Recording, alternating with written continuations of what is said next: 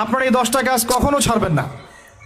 আমাকে ওয়াদা করেন এই 10টা কাজ আপনারা বাচ্চাদের ফিউচারের স্বার্থে কখনো ছাড়বেন না ইনশাআল্লাহ। তো আমার 10টা নসিহত হচ্ছে, এক, যে আমাদের বাচ্চাদেরকে ওদের লক্ষ্যটাকে স্থির করাবেন, ওদের জীবনের লক্ষ্যটাকে। 1 নাম্বার, ওদের জীবনের লক্ষ্য হবে জান্নাত।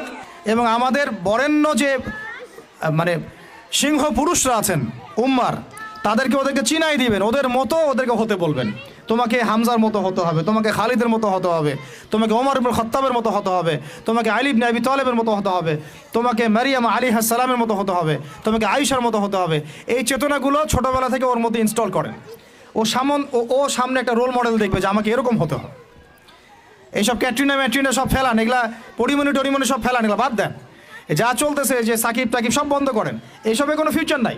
এসব ফিউচার হয়তো দুনিয়াতে কিছু দিতে পারে, কিন্তু পরকালে আল্লাহ পাকের আযাব গজব থেকে বাঁচার কোনো অপশন নাই। 2 নাম্বার, সন্তানকে নিজের মনে করবেন না। সন্তানকে মনে করবেন এটা আল্লাহর আমানত আপনার কাছে। এই আমার ছেলে, এটা আমার ছেলে না, এই ছেলেটা আল্লাহ পাক আমাকে দিয়েছেন। বিশ্বাস করেন আমরা তো ওকে নেওয়ার জন্য চেষ্টাও করি নাই। এমন হয়নি আপনাদের সময়? সন্তান না চেষ্টা করতো সন্তান আসে নাই? কোনো ক্ষেত্রে এমন হয়েছে সন্তান নষ্ট করার মানুষ চেষ্টা করছে, তাও সন্তান আল্লাহ দিয়েছেন। সন্তান আমার না, সন্তান আল্লাহর দেওয়া, আমার কাছে আমানত। একে যদি আমি সুসন্তান রূপে মানুষ না করি, আগামী দিনে ওমর না বানাই, তাহলে আল্লাহ আমাকে ধরবেন। That's all.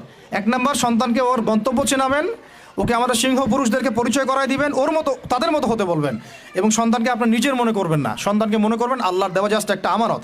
3 নাম্বার, সর্বোচ্চ সেরা কারিকুলাম যারা দিচ্ছে ওই রকম প্রতিষ্ঠানে আপনি ওকে পড়াবেন। এরকম প্রতিষ্ঠান যদি সরকার দেয় তাহলে সরকারি প্রতিষ্ঠানে পড়াবেন, আমার কোনো সমস্যা নেই। যদি না দেয় তাহলে বেসরকারি, আর যদি বেসরকারিও না থাকে তাহলে আমরা গড়ে তুলব ইনশাআল্লাহ তাআলা। 3 নাম্বার হচ্ছে এটা, 3 নাম্বার। 4 নাম্বার, আল্লাহর ওয়াস্তে, এটা আমি প্রথমে বলতে চাইছিলাম, আল্লাহর ওয়াস্তে ডিভাইসের এডিকশন থেকে বাচ্চাদেরকে বাঁচান। ডিভাইসের এডিকশন এত মারাত্মক যে আমি নিজে এখন কোরআনের আয়াত ভুলে যাচ্ছি দিন দিন।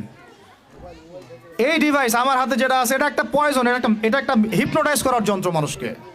এই মোবাইলের এডিকশন থেকে বাচ্চাদেরকে বাঁচাবেন আল্লাহর ওয়াস্তে। যদি আপনি বাচ্চাকে হাফেজ বানাতে চান, আলেম বানাতে চান, কারি বানাতে চান, মুহাদ্দিসা বানাতে চান, এটা হাতে থাকলে আপনি পারবেন না। এটাতে এডিক্টেড হয়ে গেলে আপনি কোনোভাবেই বাচ্চাকে মেমোরি ধরে রাখতে পারবেন না। বহু হাফেজে কোরআন ভুলে গেছে দিন দিন এটার কারণে। এটার মধ্যে অ্যাডাল্ট্রি অনেক কিছু আছে, ওরা এগুলো বোঝে, ওরা এগুলো এখন বোঝে, কিন্তু ওরা ছোট নাই এখন। এগুলো একটা কার্টুন দেখতে গিয়ে ওরা 10টা দেখে ফেলবে, আজে বাজে জিনিস দেখে ফেলবে। এটার মানে ব্যবহারটাকে নিয়ন্ত্রণ করেন, ডিভাইস এডিকশনটা বন্ধ করেন, আল্লাহ পাক তৌফিক দান করেন, আমিন। 5 নাম্বার হচ্ছে ম্যানুফ্যাকচার্ড কোনো খাবার বাচ্চাদেরকে খাওয়াবেন না। ফিজিক্যালি ওদেরকে ফিট রাখার চেষ্টা করবেন। ম্যানুফ্যাকচার্ড খাবার মানে একটু আগে দেখলাম যে বাইরের খাবারগুলো এটা খাচ্ছে, চিপস টিপস ইত্যাদি, এগুলা ওর হজম শক্তি নষ্ট করবে, ফিজিক্যাল স্ট্রেংথ নষ্ট করবে, ওর মেমোরি শার্প হতে দিবে না। ওকে ভিতর থেকে ওই যে একটা শব্দ একটু আগে বলেছে এক ভাই যে ব্রয়লার মুরগি বানাই দিবে, আসলেই তাই বানাই দিবে। আমরা ঢাকা শহরে যখন থাকি, ছেলেপেলেদের 15 বছরের ছেলের ভুঁড়ি দেখলে আমাদের মনে হয় যে কী একটা অবস্থা। ফাস্টফুড, পিৎজা, বার্গার, কফি, এইগুলাই ওদের জীবন। তো এইরকম হইলে এই ছেলেপেলেগুলো না ফিজিক্যালি স্ট্রং থাকতে পারবে না মেন্টালি। আর মনে রাখবেন, কোরআনে আল্লাহর কিতাবের মধ্যে আল্লাহ পাক নেতৃত্ব দেওয়ার 2টা গুণাবলী বলেছেন। কয়টা বলেন? মাত্র 2টা। নেতৃত্ব দেওয়ার জন্য ওই রকম জায়গায় যেতে হলে 2টা গুণাবলী এনশিওর করতে হয়। একটা হচ্ছে ফিজিক্যাল স্ট্রেংথ, একটা হচ্ছে ইলমের স্ট্রেংথ। বাসতাতাম ফিল জিসমি ওয়াল ইলম আও বাসতাতাম ফিল ইলমি ওয়াল জিসম, মানে জ্ঞানে এবং দৈহিক শক্তিতে বলীয়ান হওয়া। ছোটোবেলা থেকে খাবারে যদি আপনারা সচেতন না হন, এই বাচ্চারা বড় হয়ে দেখবেন যে 15, 20, 30 বছরেই ভেঙে পড়ে গেছে। আমরা এটা চাই না। বিশুদ্ধ খাবার এবং ম্যানুফ্যাকচার্ড খাবার ত্যাগ করা, বাইরের খাবার বন্ধ, এবং যে রুট লেভেল থেকে ভালো খাবার এনে ওদেরকে খাওয়াবেন। পরিষ্কার পরিচ্ছন্নতাকে সর্বোচ্চ গুরুত্ব দিবেন, নিট অ্যান্ড ক্লিন থাকবে আর কি। আমার সাথে আমার পরিবারের যে মাঝে মাঝে যে একটু মিষ্টি ঝগড়া হয়, আমার একটা জিনিস নিয়ে ঝগড়া হয় যে বাচ্চারা পরিষ্কার না কেন, চকচকা না কেন, একদম সবসময় চকচকা থাকবে। না হলে এই যে হাত দিয়ে এটা ধরতেছে, পেটে হাত দিয়ে মুখে হাত দিবে, পেটটা নষ্ট হয়ে যাবে। বাচ্চাদের হাইজেনিক পরিবেশ দিতে হবে, আল্লাহ পাক তৌফিক দান করেন। এটা হলো 5। 6 নাম্বার হচ্ছে নিয়মিত ওদেরকে খেলতে দিবেন। এটা আমি নিজে লিখেছি, কারণ ছোটোবেলায় আমরা অনেক খেলাধুলা করেছি। আমি একটু বুঝাই জাস্ট 1 মিনিটে। যত বেশি খেলবে তত সোয়েট হবে, মানে ঘামবে, যত ঘামবে তত ক্লান্ত হবে। যত ক্লান্ত হবে, ঘামবে, তত কোলেস্টেরল কমে যাবে, ব্লাড সার্কুলেশনটা খুব ভালো হবে। তারপরে যত খেলবে, ও টায়ার্ড হবে, তখন ও খাবে বেশি, মানে ভালো জিনিস খাবে বেশি, রুচি বাড়বে। যত ভালো খাবে, ঘুম তত ক্লিয়ার হবে, ঘুম যত ক্লিয়ার হবে, ওর ব্রেন তত শার্প হবে, ব্রেন যত শার্প হবে, ও অল্প সময়ে যা পড়তে পারবে, যা মুখস্থ করতে পারবে, এটা 10 ঘন্টায় আপনি পারবেন না। বিশ্বাস করেন, আমি আমার স্টুডেন্ট লাইফে কোনোদিনও মনে হয় 2 থেকে 3 ঘন্টার বেশি পড়ি নাই, কোনোদিনও না, কোনো পরীক্ষার আগেও না, এসএসসি, এইচএসসি, ইন্টার, মাস্টার্স, কোনো পরীক্ষার আগেও না। আমার তো মনে আছে যে আমি ওই ইন্টারমিডিয়েট পরীক্ষার আগে আমরা ভিডিও গেম খেলতে গেছিলাম, মোস্তফা, মনে আছে আপনাদের? মনে নেই অনেকে। ওই যে কাচারি বাজারে, এই যে কাচারি বাজারে আগে এখানে একটা গেমিং জোন ছিল, আপনাদের অনেকে মনে আছে যারা আমার এজের আছেন, মনে নেই আপনাদের? হ্যাঁ ভাই, জানেন তো, বাক্সের মধ্যে থাকতো, হ্যান্ডেল থাকতো। কালকে পরীক্ষা বলছে, পরীক্ষা দূর, কিসের পরীক্ষা, আমার ইংরেজি আগে পড়া আছে, আমার পড়া লাগবে না, এত কনফিডেন্স, বিকজ 1 ঘন্টা পড়ছি, আমার হয়ে গেছে। তো এই হলো অবস্থা, মানে বাচ্চাকে খেলতে দিতে হবে, খেলতে দিলে ওর ব্রেন ডেভেলপমেন্টে অনেক কাজে দিবে, ক্ষুধা বাড়বে, ঘুম ভালো হবে, ইনশাআল্লাহ তাআলা ওরা পড়া দ্রুত মনে রাখতে পারবে ইনশাআল্লাহ তাআলা। 7 নাম্বার হচ্ছে ভাই, এটা আমাদের ভাই বোনদের জন্য, যে পারিবারিক বন্ধনটা ভালো রাখেন। যে পরিবারে হাজব্যান্ড ওয়াইফের বন্ধন ভালো না, ওই পরিবারে ভালো সন্তান গড়ে উঠবে না। ওর অনেক কিন্তু দেখবেন যে মানে মেন্টালি অনেক ডিপ্রেসড হয়ে যাবে। পারিবারিক বন্ডিংটা খুব ইম্পর্টেন্ট। এই জন্য আমরা দোয়া করি আল্লাহ পাক যেন সবার মধ্যে পারিবারিক বন্ডিংটা ভালো রাখেন এবং পারিবারিক কলহ থেকে আল্লাহ পাক আপনাদেরকে হেফাজত করেন, আমিন। আর অ্যাটলিস্ট বাচ্চাদের সামনে এগুলো করবেন না, যদি ঝগড়া হয় বা কথা কাটাকাটি হয়, অ্যাটলিস্ট বাচ্চাদের সামনে করবেন না। এগুলো বাচ্চাদের শিশু মনে অনেক প্রভাব ফেলে। আপনার উমর রাদিয়াল্লাহু আনহুর ঘটনা জানেন তো? উনি এত কঠোর কেন জানেন? আপনারা যে বলেন উনি কঠোর মানুষ ছিলেন, কেন জানেন? উনার বাবা তাকে ছোটবেলায় কঠিন শাসন করতেন, কঠিন শাসন। ঠিক আমি এরকম একটা পরিবেশে বড় হয়েছি। যারা খুব কঠিন শাসনে বড় হয় তারা হয় দুরকম হবে, এক হয় তারা নষ্ট হয়ে যাবে, অথবা তারা উম্মাকে নেতৃত্ব দিবে। দুটার একটা, হয় তারা খুব মানে মেন্টালি খুব ডিপ্রেসড হয়ে যাবে, অথবা দেখা যাবে যে তারা কঠোরতার কারণে ওরা দেখবেন ইনশাআল্লাহ ইসলামকে নেতৃত্ব দিচ্ছে বা আল্লাহর বিধানের উপর কঠোর হয়ে গেছে। তো আপনারা পরিবারের মধ্যে একটা হৃদ্যতার বন্ধন রাখবেন, যাতে করে পারিবারিক বন্ধন ঠিক থাকে। বাচ্চাদের সামনে অ্যাটলিস্ট কোনো রকম কোলাহল বা ঝগড়াঝাটি বা গায়ে হাত তোলা বা যে সমস্যাগুলো আমাদের সমাজে হচ্ছে, এগুলো যেন কখনো না হয়। আল্লাহ পাক যেন আপনাদের পরিবারের বন্ধনটাকে সুন্দর রাখেন, আমিন। আর 8 নম্বরটা হচ্ছে বাবাদেরকে বলছি আমি, যে বাবাদের উচিত হবে, মাদের দায়িত্ব না শুধু সন্তানদেরকে সময় দেয়া, বাবাদেরকে সন্তানদেরকে সময় দিতে হবে। Because brother, you are not a money making machine at all. আপনি মানি মেকিং কোনো মেশিন না। আপনার কাজ শুধু টাকা আর্ন করা না, তো আপনার আমার কাজ হচ্ছে বাচ্চাকে সময় দেয়া। কোরআন আপনি খোলেন, কোরআনের মধ্যে আপনি মা এবং ছেলের কোনো কনভারসেশন পাবেন না। আমার জ্ঞান ক্ষুদ্র, যদি থাকে আমাকে জানায়েন, যে কোনো জায়গায় যদি থাকে, কোনো জায়গায় যদি পান মা এবং ছেলের কনভারসেশন আমাকে জানায়েন। আমি কোথাও কোরআনে মা এবং ছেলের কোনো কনভারসেশন পাই নাই, মা এবং সন্তানের কোনো কনভারসেশন পাই নাই। আমি যদি ভুল হই বা আমার যদি জানা না থাকে, আপনি আমাকে জানাই দিন। আমি সব জায়গায় পাইছি বাবা ছেলে, বাবা ছেলে, বাবা ছেলে, বাবা এবং ছেলের কনভারসেশন। তার মানে কোরআন আমাদেরকে হেদায়েত দিচ্ছে যে বাবাদেরকে সময় দিতে হবে ছেলেদেরকে। ইউসুফ তার বাবার সাথে কথা বলছেন, ইউসুফের বাবা তার ছেলের সাথে কথা বলছেন, লুকমান আলাইহিস সালাম তার ছেলেকে নসিহত করছেন, ইব্রাহিম আলাইহিস সালাম তার ছেলেকে বলছেন আমি তোমাকে জবাই করার স্বপ্ন দেখেছি। মা ছেলের কনভারসেশন খুব পাওয়া যায় না। আমি জানি না, কোনো জায়গায় থাকতে পারে, থাকলে আমাকে জানায়েন, কিন্তু আমি পাইনি কখনো। তো বাবাদেরকে বলবো আপনি সন্তানকে সময় দেন, because you are not a money making machine at all. আপনি কোনো মানি মেকিং মেশিন নন। এটা হলো 8 দুটো বলে শেষ করতেছি। 9 নম্বর হচ্ছে সন্তানকে চাপ দিবেন না, চাপ দিয়ে ওকে জোর করে কোনো কাঠামো দেওয়ার চেষ্টা করবেন না, বরং আপনি খুঁজে বের করেন আপনার সন্তানের মধ্যে ইউনিক প্রতিভা কি আছে। এই মেয়েটার মধ্যে হয়তো একটা প্রতিভা আছে যেটা আমার মেয়ের মধ্যে নাই, এর মধ্যে একটা প্রতিভা আছে ইউনিক যেটা ওর মধ্যে নাই, ওই ছেলেটার মধ্যে একটা প্রতিভা আছে যেটা আবার এই মেয়ের মধ্যে নাই। আপনি কখনো কারোর সাথে কারো তুলনা করবেন না। তুমি মারিয়ামের মতো ফার্স্ট হতে পারো নাই কেন, তুমি ওই সুমাইয়ার মতো সেকেন্ড কেন হলো না, তুমি ওই আবদুল্লাহর মতো কেন ফার্স্ট হলো না, কখনো এরকম তুলনা করবেন না।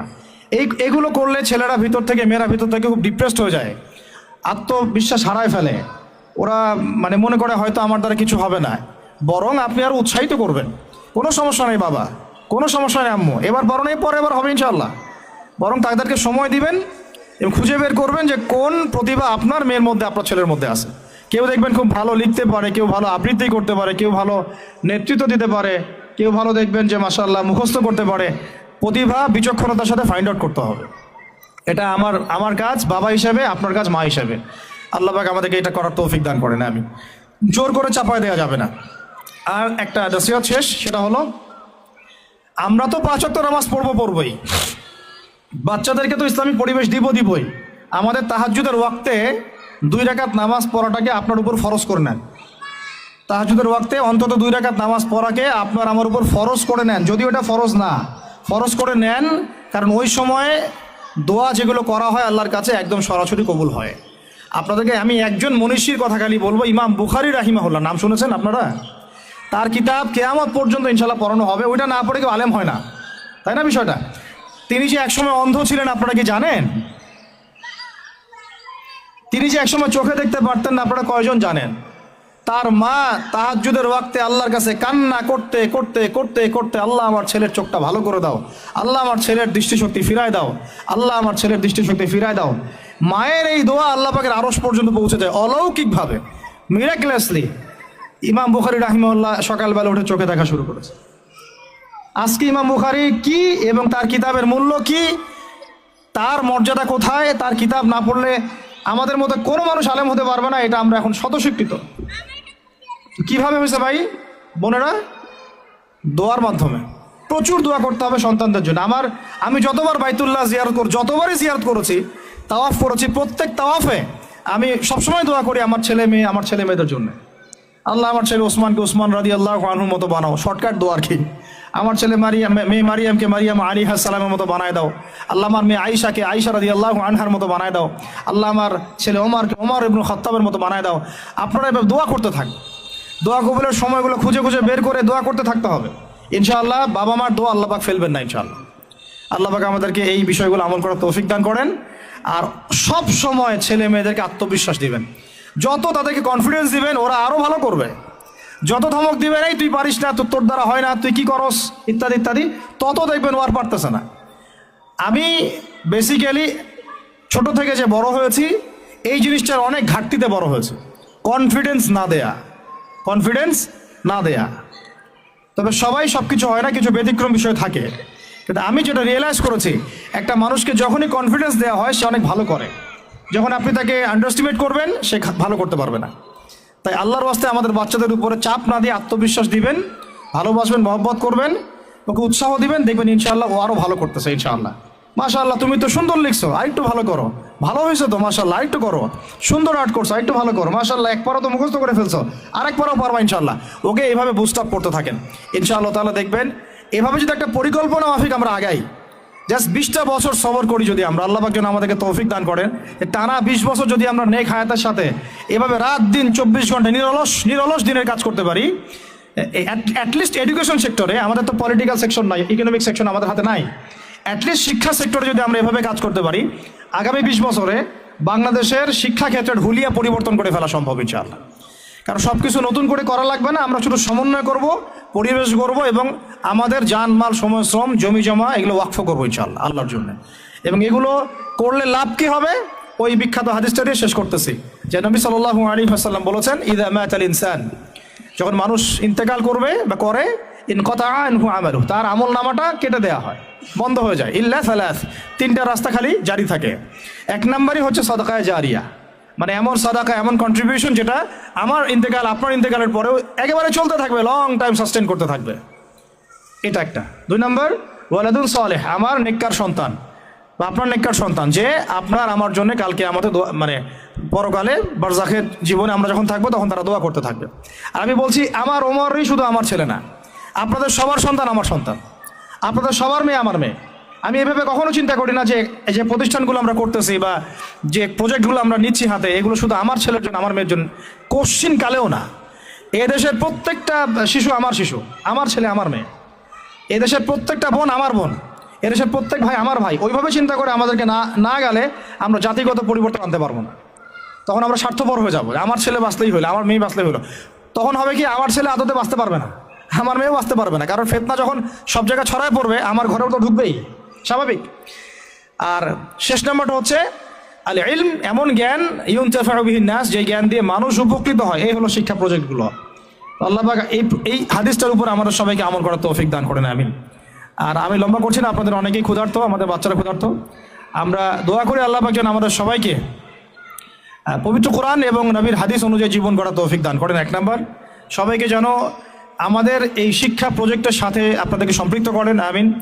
আমাদের জীবনের গন্তব্যটা আমাদেরকে ফিক্স করার তৌফিক দান করেন, বাচ্চাদেরকে মানুষ করার তৌফিক দান করেন, সবাইকে হালাল খাওয়ার তৌফিক দান করেন, ধৈর্য ধরার তৌফিক দান করেন, নেক আমল আল্লাহ পাক যেন বেশি বেশি করার তৌফিক দেন এবং সুন্নাহ ভিত্তিক জীবন করার তৌফিক দেন। এছাড়াও আমি দোয়া করি মন থেকে আল্লাহ পাক যেন আমাদের বাচ্চাদেরকে সুস্থ রাখেন, আমাদের প্যারেন্টসদেরকে সুস্থ রাখেন, টিচার্সদেরকে সুস্থ রাখেন এবং আমাদেরকে সুস্থতার সাথে আল্লাহ পাক লম্বা সময় দিনের কাজ করার তৌফিক দান করেন। এবং ভিতরে বাহিরে যত ইসলাম বিরোধী অপতৎপরতা আছে এগুলোকে আমাদেরকে সাহসিকতার সাথে ফেস করার তৌফিক দান করেন, আমিন। আর আমি সর্বশেষ আবারও বলতেছি যে এই দায়িত্বগুলো আমাদের একার না।